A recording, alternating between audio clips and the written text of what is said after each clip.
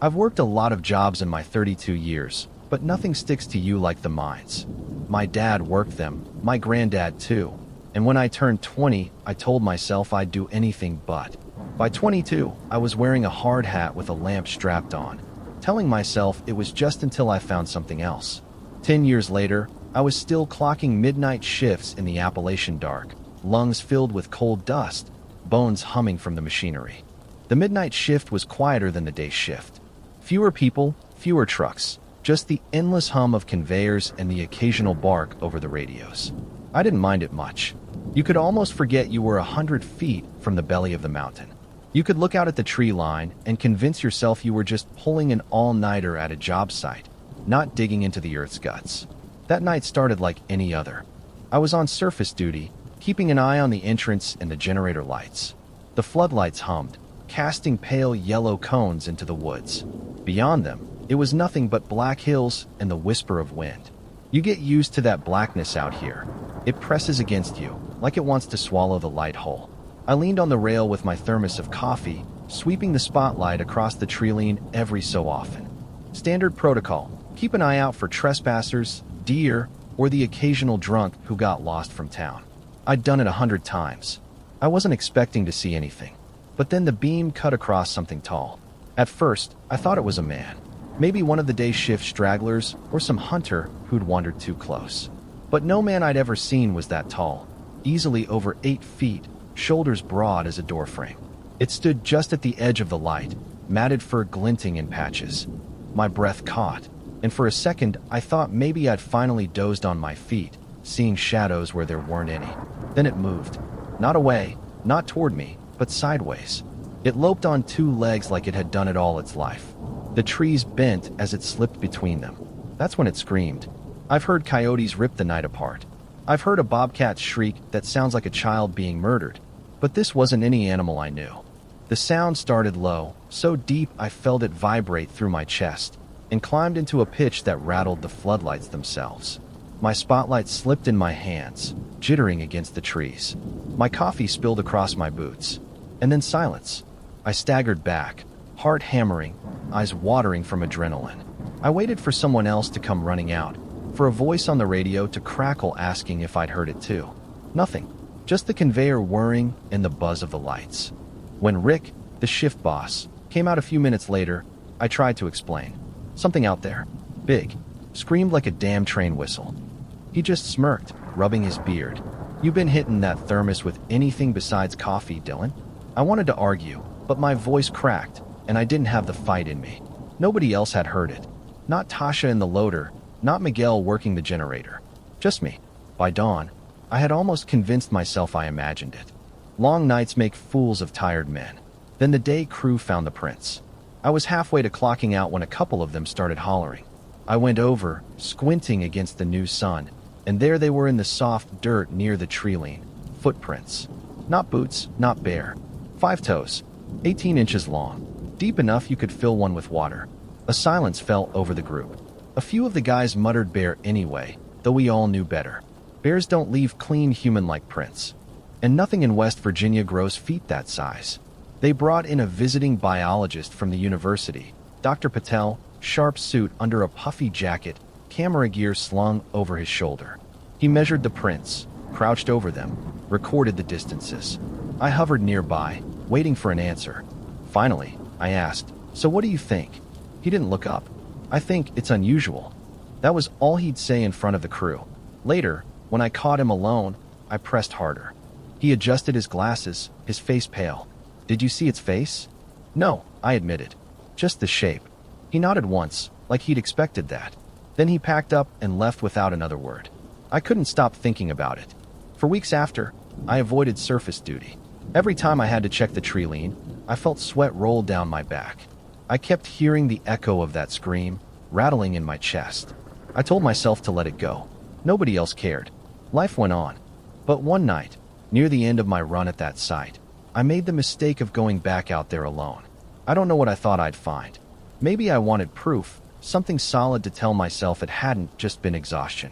My boots crunched the gravel as I stepped past the floodlight's edge into the softer glow of my headlamp. The woods felt alive, humming with crickets and something else under it, something that sounded like breathing. Then I saw them. Fresh tracks. The same five-toed imprints, pressed deep in the soil, leading away from the Treeline. Not away from the mine this time. Toward it. Straight for the dark mouth of the shaft. My stomach dropped. I turned to go back, to call Rick or anyone else, when the sound came again. That scream. Closer this time. So close the railing rattled. So close my teeth buzzed. I dropped my helmet without meaning to, the lamp beams spinning across the dirt. I ran, boots slipping on gravel, lungs burning. The scream didn't follow me. It stayed behind, hanging in the air, vibrating off the metal and stone like the mountain itself was warning me. I didn't wait for morning. I didn't tell anyone. I transferred to another site, 3 counties over within the month. Folks said I just wanted better pay, and I let them think that. But the truth is, I can't shake it. Every night when I close my eyes, I feel that vibration in my chest. Like something out there marked me the moment I saw it, and one day, when the floodlights fail for good, it'll finish what it started.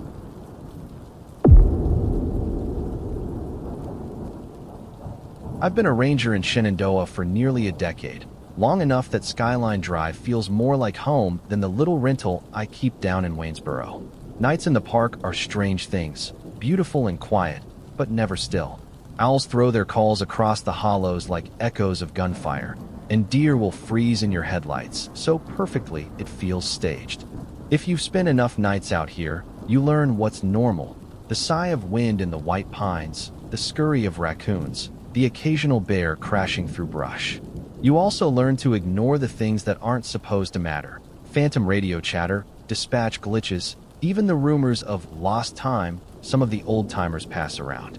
On the night it happened, I was running a standard patrol loop from Swift Run Gap up to Big Meadows. The fog was thick enough to bead on my windshield wipers. Around midnight, I pulled into one of the smaller overlooks, killed the engine, and stepped out just to breathe it in. Nights like that are why I took the job, where the air smells of moss and cold stone, and there isn't another light for miles. That's when my radio crackled. Not voices, not static, but a low hum. At first it was faint, like a subwoofer bleeding through a wall. Then it deepened until it seemed to vibrate the truck itself. I pulled the mic and asked dispatch to repeat traffic, but the words came back warped, slowed down, stretched. The Tahoe's dash lights flickered. My flashlight, brand new mag light, dimmed to a yellow glow. I remember laughing a little nervously, thinking maybe I'd driven too close to one of the repeater towers. Then everything went black. I don't remember falling. When I came to, the truck was parked on a gravel pull-off I hadn't meant to visit, 12 miles north of where I'd been. The fog was gone. My watch said 3:42. My shirt clung to my ribs where the skin stung like sunburn. I lifted it and saw 3 perfectly round burns, each about the size of a quarter, raised and red like someone had pressed a heated coin into me. The truck started right up, but the radio was dead, completely fried, plastic melted around the speaker vents. I drove to the nearest ranger station on autopilot, my throat dry. When I reported in, the supervisor on duty looked at me too long, scribbled "possible syncopal episode" on the incident sheet, and told me to go home and sleep. That phrase, syncopal episode, became my albatross. It showed up in the official report. It got mentioned by the physician's assistant who checked me out at the clinic the next day. Fainting spell, maybe hypoglycemia, maybe exhaustion. Never mind the burns. Never mind the fact that the Tahoe's GPS showed an impossible straight line between 2 fire roads that don't connect.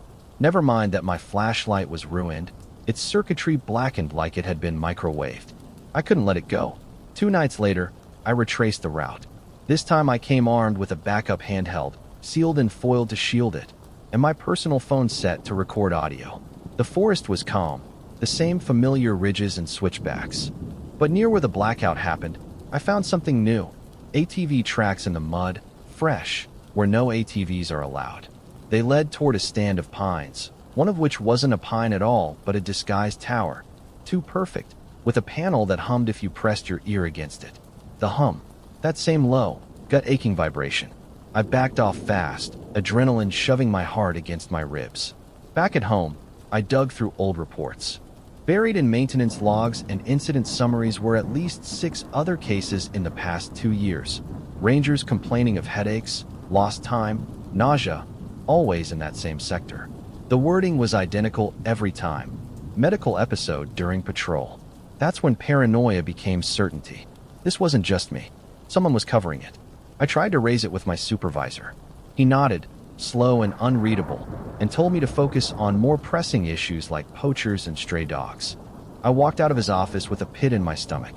That night, I plugged my dashcam into my laptop. Most of the footage was gone, just smeared pixels and white noise, but one fragment survived, audio only. A clipped voice, male, flat, saying, "Containment authorized." And under that, barely audible, my supervisor's voice. I should have stopped there, but obsession is a kind of gravity. The more I pulled, the heavier it dragged. On my next patrol, I parked miles away and hiked in on foot, keeping off the roads. I wanted proof. I wanted to see who was running those ATVs, who had the authority to erase reports. At 2 a.m., the ridge began to hum again. Not a faint throb this time, but a full-body vibration, teeth rattling, stomach turning. I crouched in the laurel, watching the fake pine. A light blinked on its panel. Then I heard it. Engines, quiet but close. 2 unmarked side-by-sides crept up the service road, each with a dish antenna mounted on the roll cage. One swung in my direction. I pressed flat to the ground, phone still recording. The hum intensified until my vision wavered. My ears filled with pressure like I dove too deep underwater. Above me, headlights cut the fog, and I heard voices, calm, businesslike, not surprised at all to be running clandestine equipment on federal land. When I shifted, gravel crunched under my boot. The beam pinned the spot where I'd been. I rolled down the slope, shale tearing at my palms, heart pounding so hard it drowned out the hum. Shouts followed, sharp, commanding. Boots clattered on the guardrail. I pulled the phone from my pocket and slammed my thumb on send, praying it had signal long enough to upload. The recording light winked out just as another surge of vibration ripped through the air, killing every device I carried in an instant. I scrambled deeper into the hollow, breath ragged, while the hum followed like an invisible storm, and the men's voices closed in behind me. That's where the report ends. Officially, I radioed in a fall injury and was retrieved by fellow rangers. No mention of pursuit, no mention of fake pines or dishes or phrases like containment. My burns are still healing. My supervisor hasn't spoken to me since. But sometimes, driving Skyline at night, the radio whispers before it dies, just for a second. And I swear I feel the ridge vibrate, waiting for me to come closer again.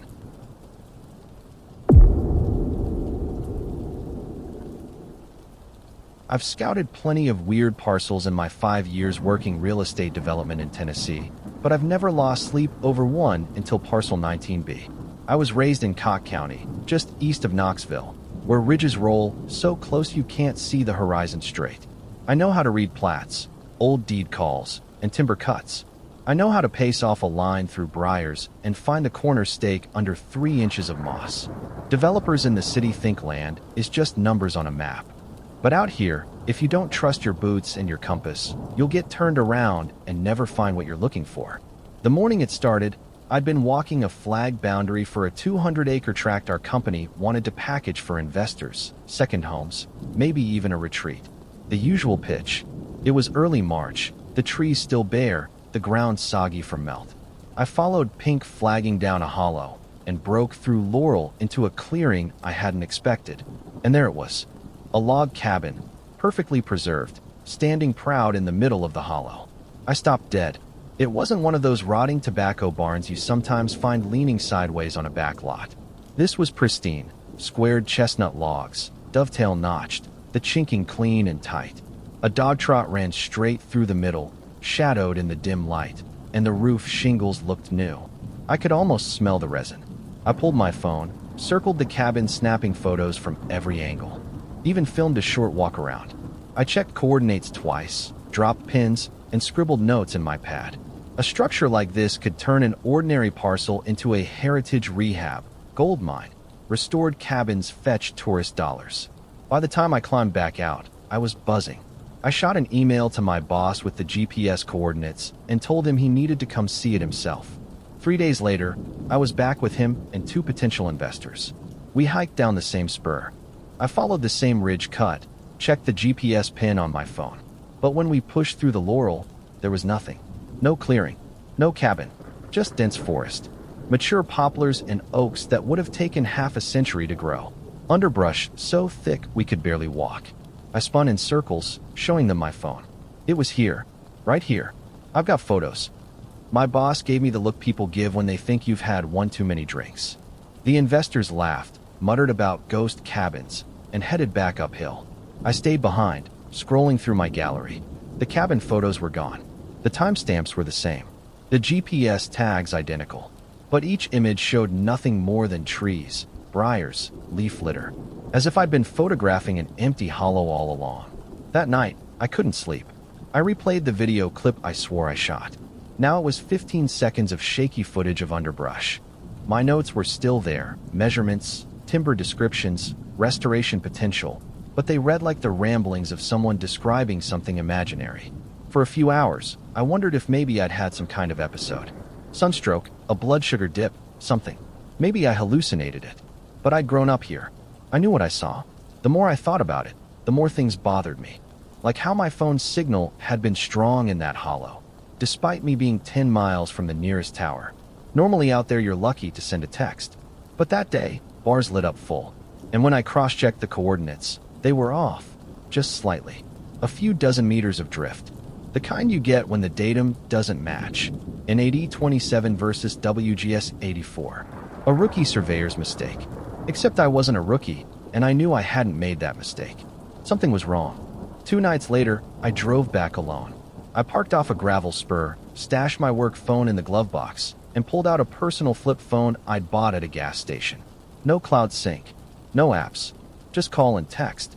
I hiked in with a compass and paper map. Every step matched the deed calls I'd marked. Beginning at a white oak, thence north 200 poles. The math put me right back where I'd stood before. And then I saw it. A seam. At first it looked like shadow between trunks. But when I stepped closer, I saw the bark didn't line up. 2 trees met at a repeating pattern, like wallpaper. I reached out, fingers trembling, and pulled. The forest peeled back. A camo scrim, netting painted with printed bark patterns, rolled on silent sliders. Behind it stood the cabin, exactly as I'd first seen it. Cold, perfect, waiting. In the shadow of the dog trot sat a log with a cutout panel. Inside, a humming bank of batteries, a blinking light, and a device I recognized from trade shows. A femtocell, the kind that forces nearby phones to its signal, creating perfect bars where none should exist. I stepped back, my throat dry. My hands shook as I fumbled for my flip phone. I snapped 3 photos fast, no sync, just saved to internal memory. A twig cracked behind me. Voices. Men close. Calm, professional. One said, "Heard the scrim." I turned and bolted. The scrim hissed closed behind me as I tore downslope through briars. Shouts followed. Branches whipped my face. My boot caught a root, and I went down hard, rolling in shale. Pain lanced up my arm, but adrenaline kept me moving. Light beams cut through the brush. "Phones first, then we talk," someone shouted. I slid into a limestone sink, chest deep in muddy water. I pressed myself flat, holding my breath as lights combed the ridge above me. A boot scraped on stone. A beam paused inches over the sink. My lungs burned. Mud filled my nose. Finally, the lights moved on. I surfaced, gasping, long after the voices faded. My pack strap was torn clean. My arm throbbed, but the flip phone was still in my pocket. When I staggered back to the road, the truck was waiting. All 4 tires slit. A poplar tree had been felled across the spur. I sat in the dark, shivering, staring at the bruises blooming on my arms. The next morning, when I powered on the flip phone, the photos were gone. Just blank file names. But in my jacket pocket, I found something heavy. A brass survey cap, stamped 19B. I don't remember pocketing it. Maybe I grabbed it in the scramble. Maybe someone planted it. All I know is, the bruises are real. My tires were really cut. And Parcel 19B doesn't exist on any record the county clerk can find. But I've seen it, and I don't think I was supposed to.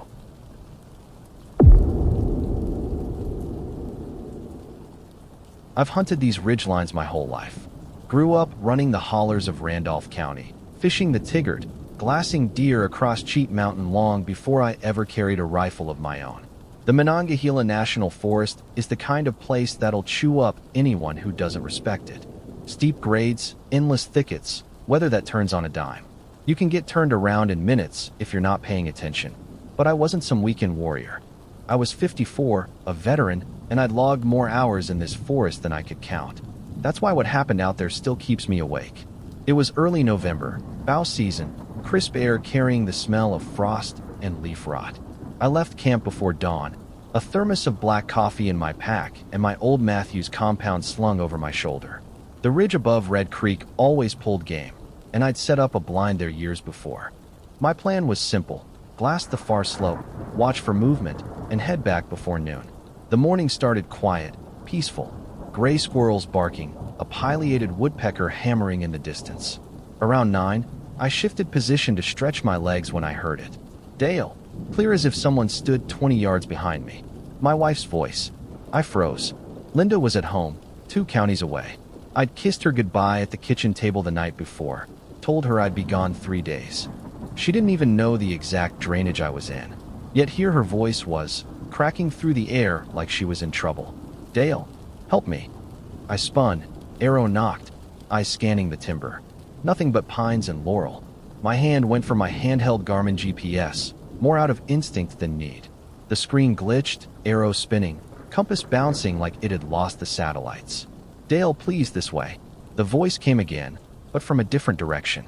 Off to my left now, down toward a dark drainage I'd never had reason to enter. My first thought was stroke, hallucination, maybe lack of sleep. But the sound kept shifting, moving around me like it was circling. My chest went tight. I forced myself to kneel and breathe. It's not real, I whispered. Linda's at home. It's not real. But then the voice said something that made my skin crawl. Come on, honey bear. That was Linda's private nickname for me. She hadn't used it in public in 20 years. No one else knew it. I got moving. Not toward the voice, away. Training kicked in. When you can't trust your electronics, you trust the land. I looked for landmarks, a lightning-scarred spruce, a rock outcrop that resembled a bear's head, the notch in the ridge that lined with camp. I paced my steps, counting like I'd done back in the army, forcing rhythm over panic. The voice followed. Sometimes it was a whisper at my back. Sometimes it screamed my name so loud I thought my eardrums would split. Every time I resisted looking, resisted following. I just kept walking. By the time I stumbled back into camp, legs trembling, it was after dark. My hunting partner, Ricky, saw my face and went quiet. I didn't tell him much, just that I'd gotten turned around. He didn't push.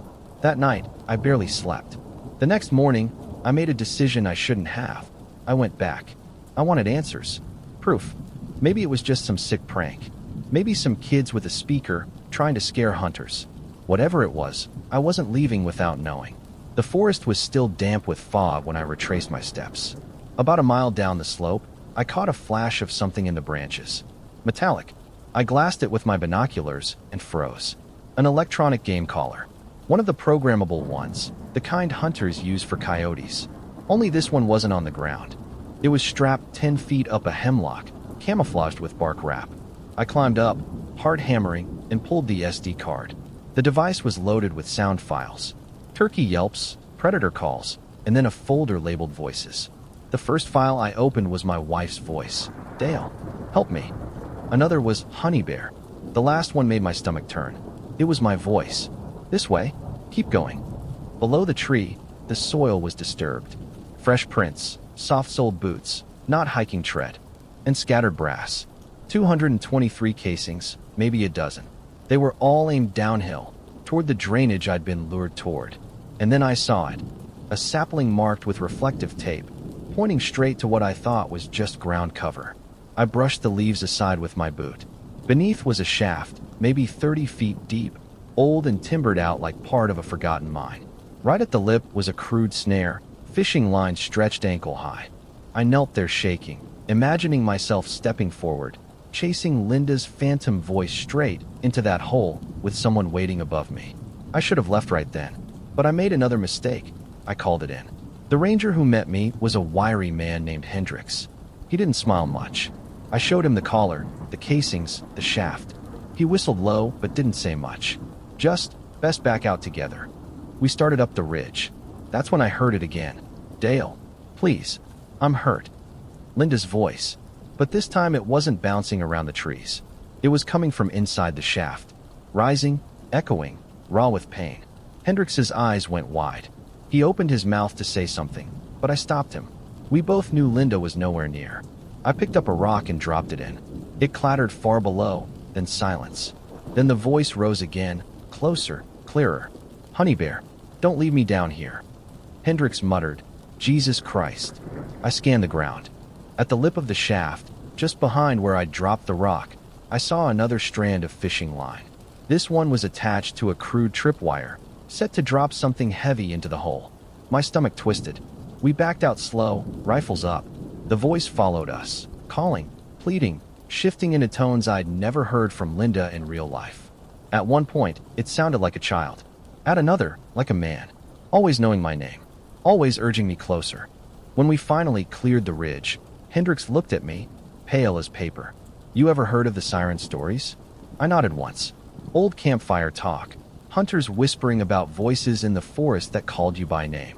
I'd always laughed them off. Not anymore. That night, back home, I kissed Linda like I hadn't seen her in years. She asked what was wrong, and I told her nothing. I wanted to keep her untouched by it. But later, when my trail cam synced to my phone, I opened the file and nearly dropped it. The clip showed me walking through the timber, except I hadn't been there. And the audio was worse. My voice. Calling. "This way, Dale. Keep walking." Underneath, barely audible, a whisper that wasn't mine. "You should have listened."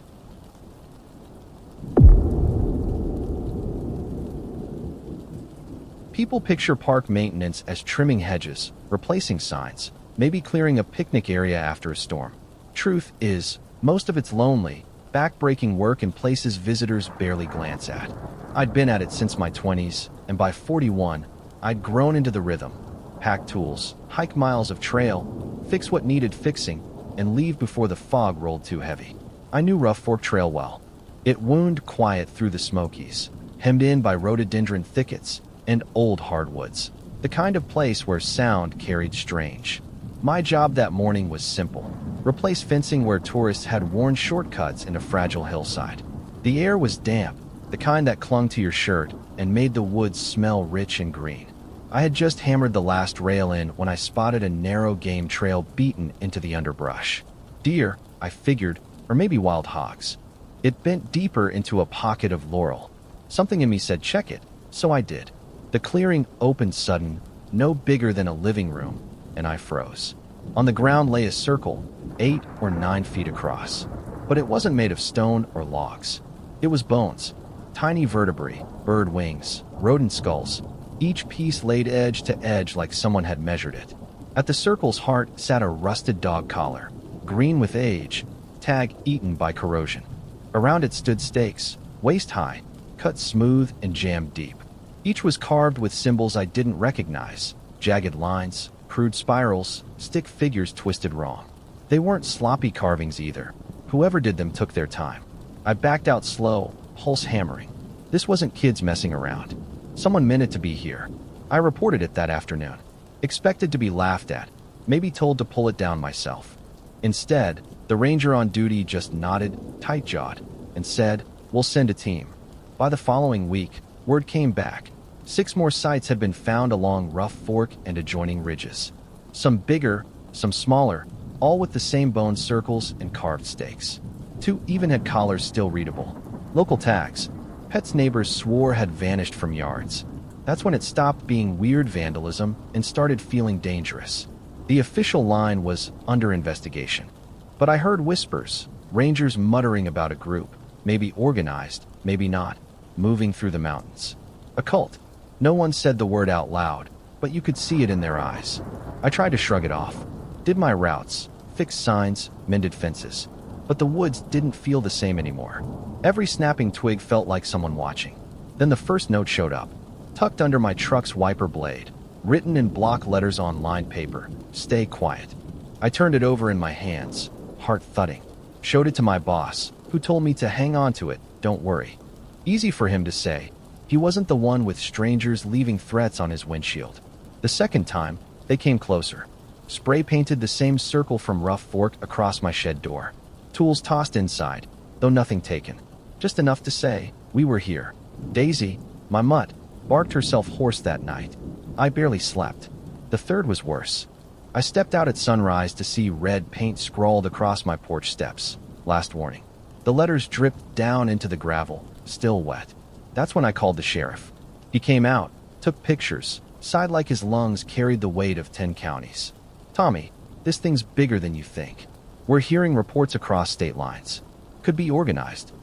I asked, organized what? He just shook his head.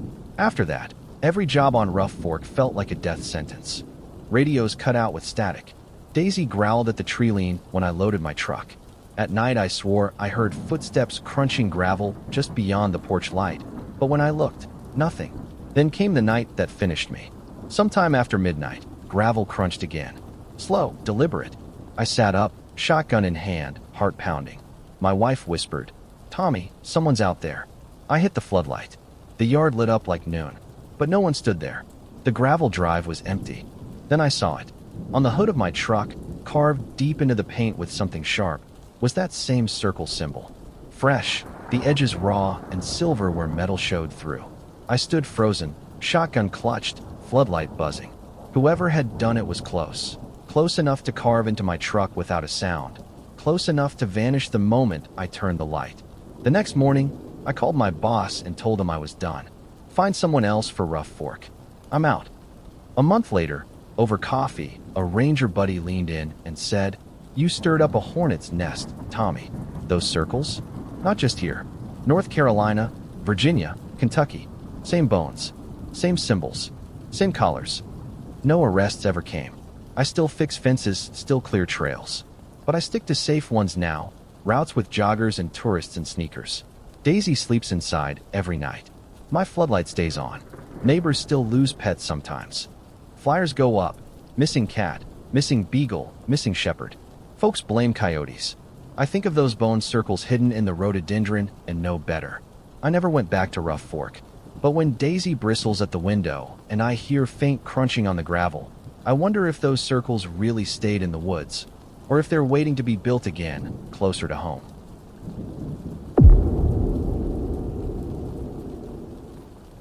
I don't scare easy on the interstate. I drive I-79 almost every night coming back from late shifts at Ruby Memorial in Morgantown, and I know every curve, every rest stop, every damn seam in the pavement.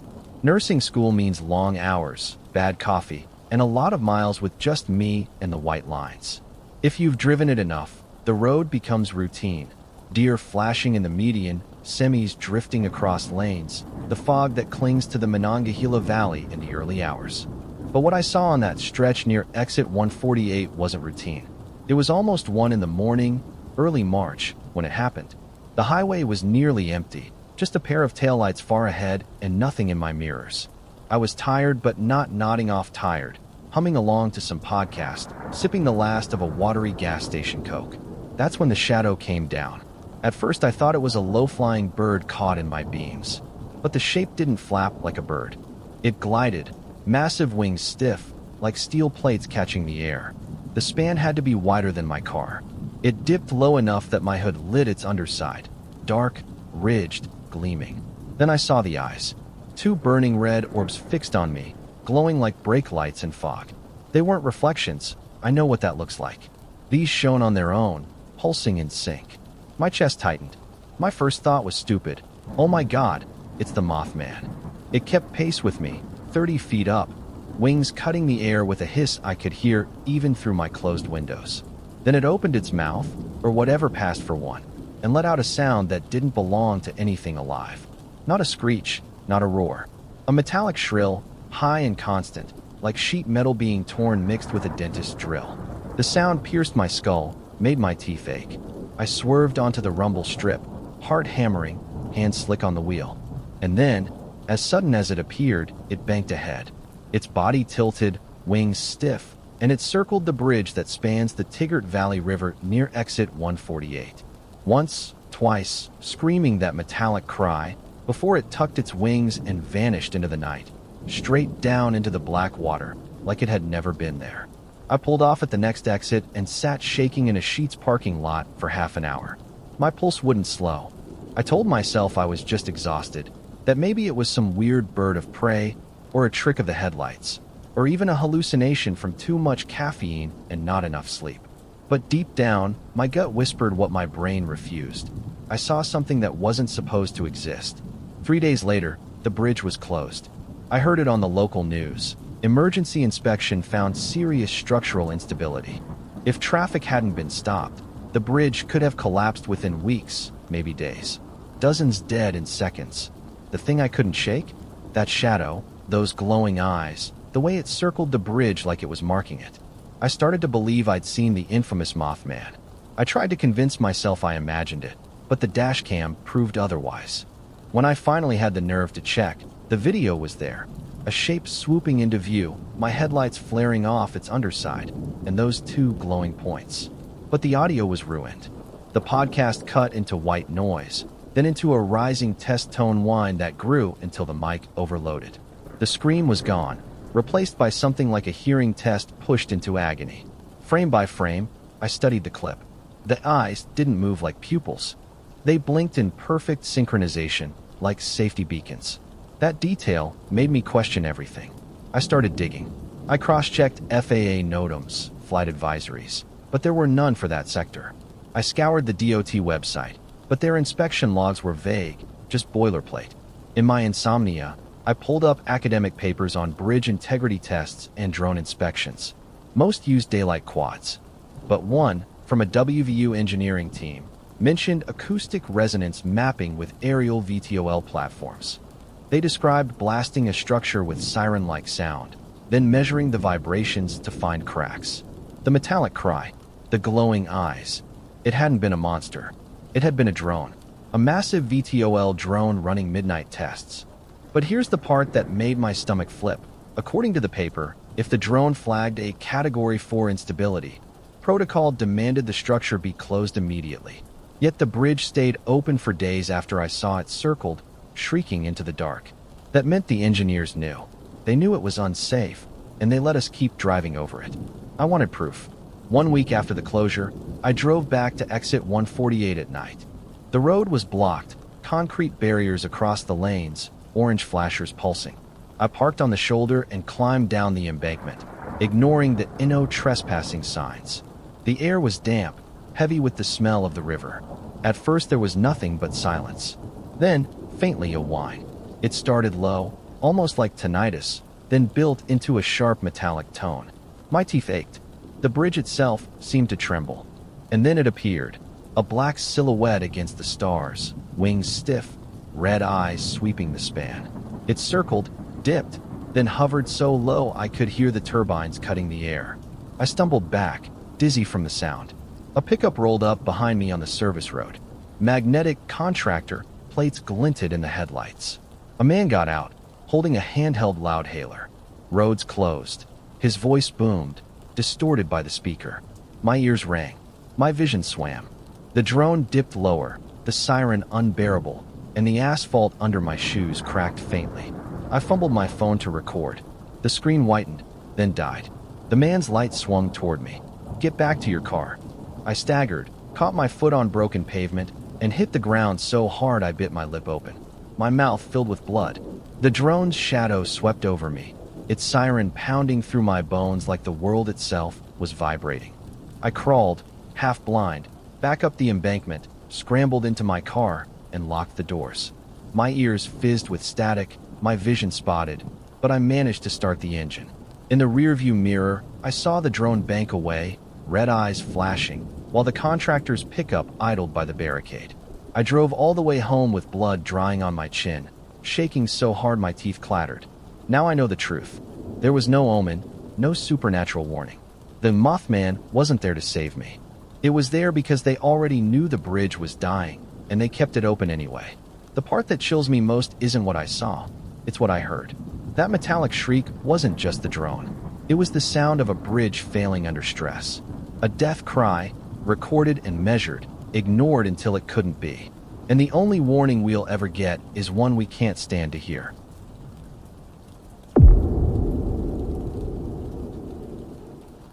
I've lived most of my life surrounded by echoes of history. When you grow up in Shepherdstown, just across the Potomac from Harpers Ferry, you learn early that the ground remembers everything. The rivers cut channels through time. Every bend in the C&O Canal towpath, every weathered marker along the B&O alignment whispers about men who bled and vanished long before you. I thought I understood those echoes. I've devoted my career to them. I'm a historian, 39 years old, working primarily with Civil War rail logistics. My specialty is the Baltimore and Ohio line. Its timetables, sabotage incidents, and reconstruction records. That track was the jugular vein of the war effort, and everyone wanted to cut it. But nothing in my training prepared me for the day the track whispered back. It was late October, fog crawling up the Potomac like smoke from a smothered fire. I was walking a section of the old right-of-way near Harpers Ferry, cross-referencing ledger notes from 1862 with the physical terrain.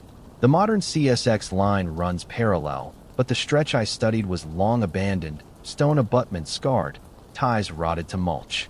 The air was damp and silent. Even the river seemed to hush. Then I felt it, a vibration under my boots. At first I thought a freight was approaching on the active line across the river, but the rhythm was wrong. Slower, heavier. The kind of thunder only a steam engine makes, hammering with piston force. I froze. Out of the fog burst a locomotive, black iron glistening, a white plume of steam boiling into the sky. It hauled a string of wooden coaches, their lanterns glowing, wheels shrieking on rails that hadn't existed for 100 years. The sound rattled my bones. The heat brushed my face. I stumbled back, heart in my throat. As the caboose vanished, a figure stepped from the mist. He wore a dark wool station master's coat, brass buttons polished, cap square on his head. His face was thin, eyes stern. He looked straight at me and spoke in a voice like gravel. "Best keep clear of the rails, ma'am. It isn't safe here." Before I could answer, the fog closed. The figure was gone. The silence returned, broken only by the distant rush of the Potomac. I stood there shaking, notebooks slipping from my hands. That night, I pulled records. October 17th, 1862. Confederate saboteurs had derailed a train near Harpers Ferry, killing dozens of passengers. One of the dead was listed as a station master named Josiah Black. I stared at his photograph in the archives until my vision blurred. The gaunt face, the set of his mouth, even the line of the cap, it was the man I had seen. I didn't sleep that night. The next day, I convinced myself there had to be an explanation. Fog plays tricks. Maybe I'd glimpsed a CSX excursion locomotive. The B&O Railroad Museum sometimes ran heritage trains. Maybe the station master's photo only looked like the man because I wanted it to. But when I returned to the site with my phone, the instruments betrayed me. GPS cut out, spinning me in circles. The compass app fluttered uselessly. A low hum bled through the fog, subtle but constant, vibrating in my teeth. Then I noticed marks I'd missed before, faint scuffs on the stone abutments, like scaffolding had been erected. Adhesive dots on the rock, round and pale. And in the still water of the canal prism, I caught a faint grid of light, blue-green patterns, like calibration marks. Something was happening here, something real. In the weeks that followed, I dug deeper. Buried in a grant database, I found a line item, Immersive Interpretive Pilot, Harpers Ferry District. No press release, no mention on the Park Service website. But the vendor listed was a heritage contractor specializing in projection mapping. They had the technology to paint moving images on stone, even on fog. With the right setup, they could create a phantom steam train so convincing it would terrify anyone stumbling across it. And the station master? He wasn't a ghost. He was an interpreter, a reenactor. But there was one problem I couldn't explain: the photograph. The face of Josiah Black in the 1862 record and the face of the man I'd seen were identical. Not just family resemblance, but exact. When I cross-checked metadata, I found the image had been processed with an AI restoration tool during digitization. The software had filled in damaged features, and it had chosen his face as its template. My stomach turned. I should have stopped there. I should have accepted it as a strange blend of history and modern trickery. But obsession is a trapdoor you don't notice until it slams shut. One night, close to midnight, I returned again. The fog was thick, curling off the river in tendrils. I carried an old film camera, refusing to trust digital. The abandoned track stretched ahead, black stone gleaming wet. Then I heard it, the whistle, long, mournful, echoing off the cliffs. Light bloomed in the mist. A headlamp. A locomotive thundered into being, steam roiling, coaches clattering. The ground shook. I snapped photos, hands trembling. But then another horn split the night. A modern air horn, blaring. A real CSX freight barreled along the active line only yards away, its headlights slicing through the fog, scattering the illusion. The two trains collided only in my senses, phantom and real layered together, deafening, blinding. I stumbled, slipped on wet rock, and slammed onto my side. Pain flared through my ribs. Through the blur, I saw men hauling equipment. Two figures in reflective jackets dragging a projector rig back from the abutment, coiling cables fast. One shouted over the roar, "Shut it down." The ghost train dissolved. The fog swallowed the light. A man's voice, calm and gravelly, floated out of the dark. "Off the right-of-way, ma'am." When I blinked, they were gone. The abutments were bare. Only the real freight clattered away into the night, its horn fading into silence. Back home, I developed the film. Most frames were fog and blur, but one showed a locomotive, half-formed, smoke curling, wheels gleaming. It looked every inch a ghost train. I keep that negative locked in a drawer, not because I doubt what I saw, but because I know exactly what it will make people believe. They'll whisper about hauntings, about echoes of 1862, and the men with the projectors will let them. Because a ghost story is safer than the truth, that history can be rewritten in light and fog. And if you're not careful, you might step into the path of a train that was never there.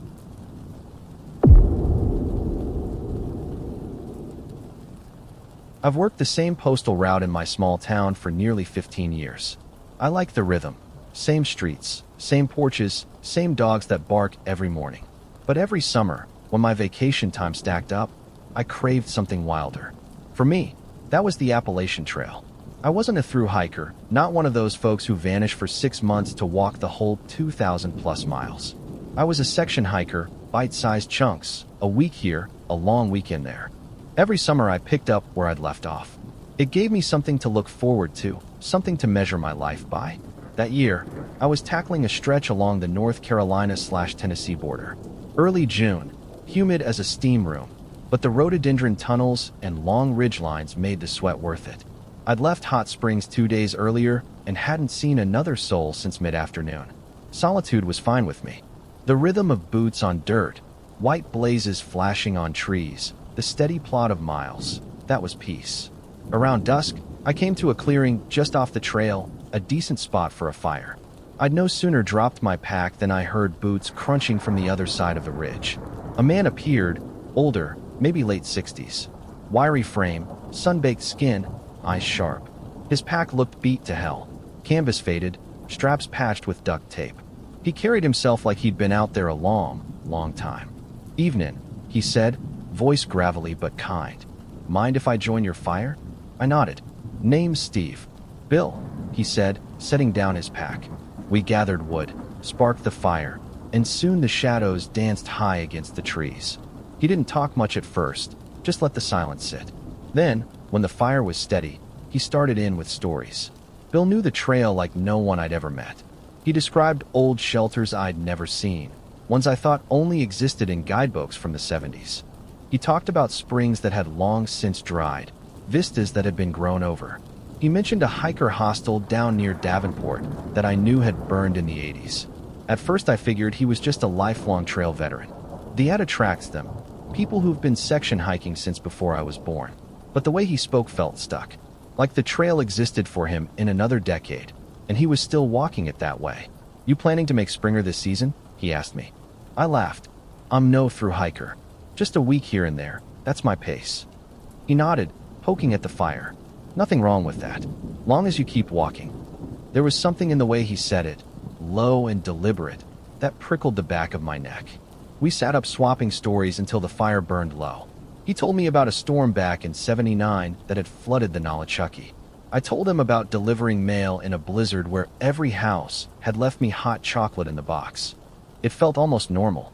When I crawled into my tent, I heard him humming softly by the embers, a tune I didn't recognize, old and worn like a lullaby. Morning came pale and gray. My first thought was coffee.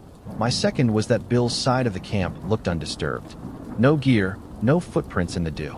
Just the cold ring of ashes where the fire had been. I frowned. Maybe he'd left early. Trail folks do that. Up at dawn, hiking miles before breakfast. Still, something about how clean the space was made my stomach twist. Like he'd never been there at all. I packed up and started hiking. A few hours later, I ran into a group of thru hikers. 3 young folks with trekking poles and faces still full of optimism. We chatted, swapped plans. I mentioned, offhand, ran into a guy last night, called himself Bill, carried an old canvas pack, talked about the shelters from back in the day. They froze. One girl tilted her head. Wait, did you say Bill? Yeah, older guy. She looked at her friends, uneasy. There's a story. Hiker named Bill died of a heart attack on the trail. 1989, I think. Near Max Patch. My uncle swore he met him once, years after. Said he just showed up at camp, shared a fire, then was gone by morning. Her buddy chimed in, grinning nervously. Trail ghost. Everyone's heard of him. Old Bill, still walking the white blaze. I chuckled, trying to play it off. Come on. I talked to him. He was real. But the pit in my stomach grew heavy. That night, back at my motel, I scrolled through the photos on my phone. I'd taken a handful by the fire, selfies, a couple wide shots. Every single one showed me alone. Just me, huddled by the flames, no sign of another man, no extra pack, no shadow beyond mine. I stared until my vision blurred. I didn't tell anyone. Not my wife, not my hiking buddies back home. I just kept moving, kept working my postal route, stacking the miles of routine. But the memory lingered. Over the years, I've heard it again and again. Other hikers, strangers I met on the trail or in shelters, mentioning Bill. Always the same description, older, wiry, carrying a battered canvas pack. Always the same encounter, friendly, knowledgeable, but speaking like the trail was locked decades in the past. Sometimes folks say they got photos too, and he never shows up. I never saw him again, though sometimes, when I'm deep in the woods and the night comes cold, I hear footsteps padding up the trail, just a little too steady to be an animal. And when they stop just outside the circle of firelight, I don't call out. I just keep my eyes down, listening for that low gravel voice saying, "Evening, mind if I join your fire?"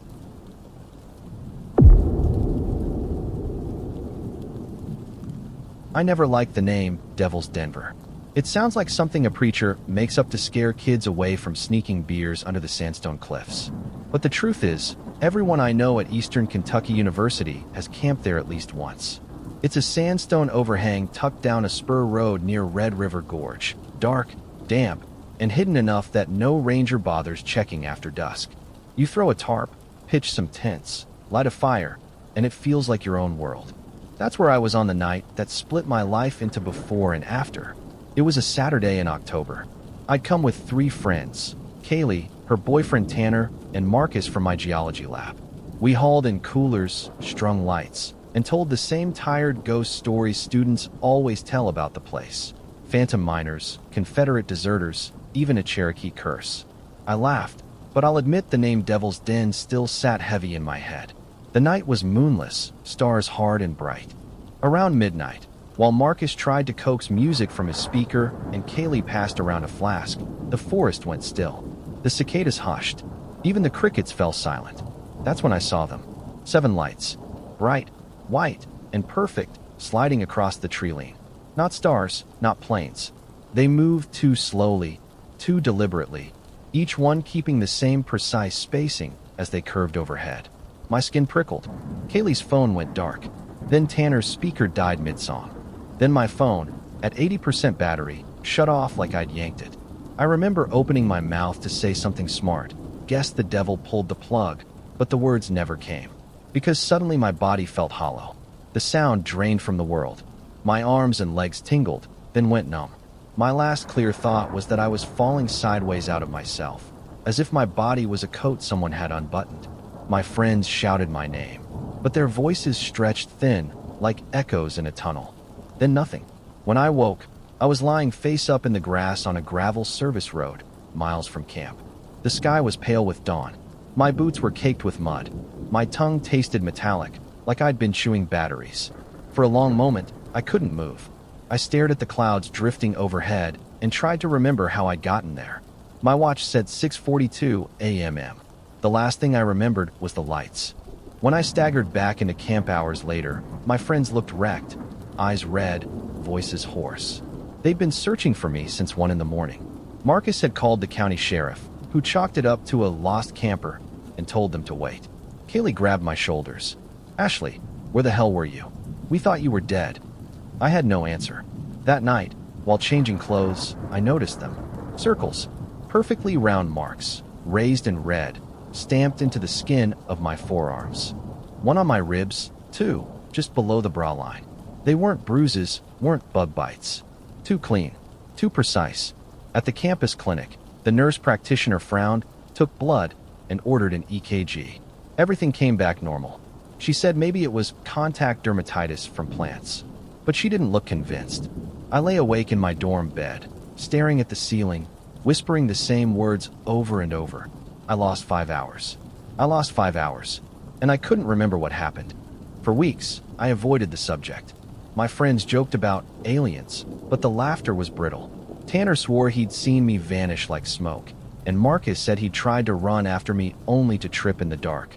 No one mentioned going back, but I couldn't let it go. I started reading.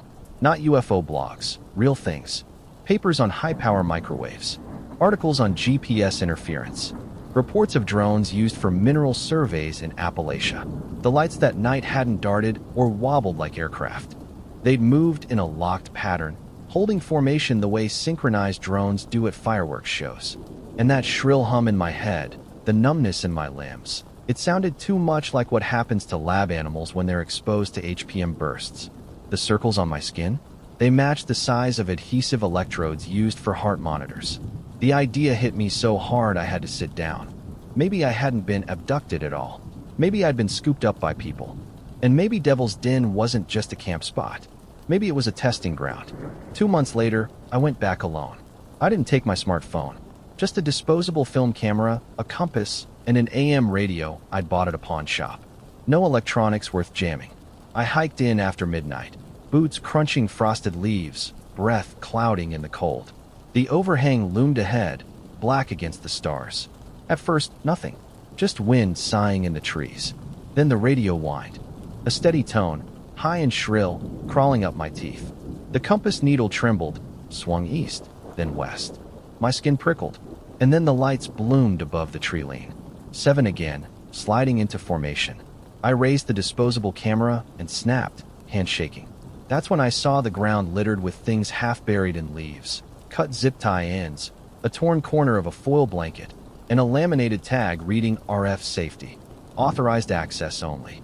My stomach turned. The radio shrieked. The air thickened, metallic. My knees wobbled. A man's voice drifted from the dark. Calm, steady, too close. "Phones first," he said. "Then we talk." I spun, heart hammering, but saw no one. Just the lights overhead, hovering in their perfect constellation. The radio slipped from my hand. My body went pins and needles. I bolted upslope, clawing through laurel, branches tearing at my jacket. The voice followed, always just behind. "Phones first." At the ridge crest, the lights winked out all at once. The tone vanished. The compass needle settled north. When I stumbled back into my car hours later, mud-streaked and shaking, I found something crushed under my boot heel. A plastic patient bracelet with my name, Ashley, and the date of that first night. I never got film photos back. The camera jammed, but the bracelet is real.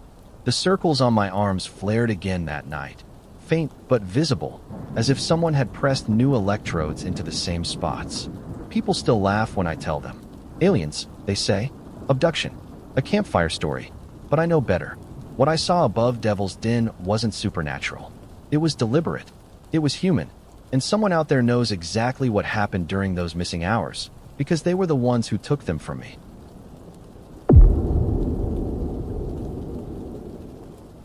I grew up in the Kayla boundary, the sovereign Cherokee land nestled against the Smoky Mountains. Winters here have always been harsh, but that year the cold came early and stayed long. By December the creeks were rimmed with ice, pipes were bursting in homes, and families were burning through their woodpiles too fast. Even the elders admitted it felt like winters they hadn't seen since the 60s. I work as a cultural educator, sharing stories, teaching language, and helping younger folks understand where they come from. That means I spend a lot of time with tradition, and sometimes, though I don't talk about it to outsiders, it also means I notice things others don't. The first sign was the deer. I was walking the ridge behind my house one morning, the snow crunching under my boots, when I came upon a group of them. 3 does and a young buck, standing in a line like fence posts. Their ears twitched, their breath steamed in the cold air, but their bodies were rigid, eyes glassy. They didn't startle when I approached, not even when I came within 20 feet. It was like they'd been turned to statues, caught mid-breath. That unsettled me. Deer spook at anything, at the crack of a stick, at the scent of a man on the wind. Yet here they stood, transfixed by nothing I could see. I followed their tracks the next day, curiosity gnawing at me. Their trail wound down through the laurel and into a hollow where the snow lay deep. There, beside a frozen stream, I found the second sign. The deer tracks crossed something else. Footprints, but they weren't the size of any man's. Each was nearly 2 feet long, 5 deep toes pressed sharp into the snow, stride impossibly long. The edges were too clean for snowshoe or boot. My stomach turned heavy. I followed them anyway, though each step made the air colder around me. The prints led to a small clearing, and what I found there made me drop to my knees. 6 animals, rabbits, raccoons, even a fox, were laid out in a circle. Each had been opened with uncanny precision, their organs missing, ribs cleaned as if by careful hands. Blood darkened the snow, but the arrangement wasn't wild or messy like a predator's kill. It was deliberate, ritualistic, and it was familiar. I remembered the stories my grandfather told when I was a boy, sitting by the fire. Stories of the dig, the Wendigo, not just a creature, but hunger itself, an emptiness that grew teeth in the dead of winter. It came when food was scarce, when men grew desperate enough to break taboos. The elders spoke of it as a warning. Never let hunger consume you, never lose yourself to need. Because if you did, the Wendigo would find you. The tracks in the snow, the still deer, the circle of emptied bodies, it all matched. I didn't linger in that clearing. I left tobacco by the stream, whispered the words I'd been taught, and walked home without looking back. But the unease didn't leave me. That night, the dogs in town howled for hours. My own mutt cowered beneath the porch, whining low. And though the wind was bitter, I could have sworn I heard something heavier than the wind moving through the tree line. Slow, deliberate footsteps, pacing. The next day, I gathered cedar branches and ash. I burned them at the corners of my property, carrying the smoke through the rooms of my house. I sang the old songs my grandfather had taught me, my voice cracking but steady enough to carry. It wasn't just for me. It was for my wife, for my children, for everyone who slept under that roof. But I knew it wasn't enough to stand alone. So I went to the elders. I told them what I'd seen. The deer, the prints, the circle of bodies. Their faces grew grim, but none of them laughed. One of them, an old woman named Annie, said she'd dreamed of a shadow taller than the trees, walking on legs too long for this world. Another said he'd heard of livestock going missing on the edge of town, carcasses found hollowed out. We agreed it was time for a ceremony. Word spread quickly, quiet but firm. Families brought cedar, tobacco, and food for the fire. We gathered in the community hall on the coldest night yet, the wind clawing at the eaves. Some sang, some prayed, some wept. We made offerings, we told the stories aloud, the warnings, the lessons, because part of keeping the Wendigo at bay is remembering what it is. Hunger that never ends, greed that grows teeth. That night, as the fire roared and the smoke curled high, I felt something shift. The air outside seemed to ease. The howling dogs fell silent. For the first time in weeks, the snow felt clean again. In the days after, the strangeness stopped. Deer moved naturally again, bounding at the crack of a branch. No more mutilated animals were found. No more prints marked the snow. Neighbors thanked me, though I told them it wasn't me. It was the strength of all of us together. Still, I could see the relief in their eyes. But here's the truth I never sugarcoat. Even when people ask for reassurance, the Wendigo doesn't die. It isn't a beast you can slay with a rifle. It's hunger itself. It's the shadow of winter, the gnaw of need. It waits in the silence of empty cupboards, in the nights when the snow piles high and the firewood runs low. We pushed it back for now, but one day, when the hunger rises again, it will return.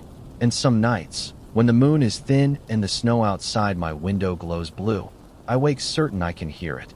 Footsteps. Slow, heavy, deliberate. Pacing the Treeline, waiting for the cold to do its work.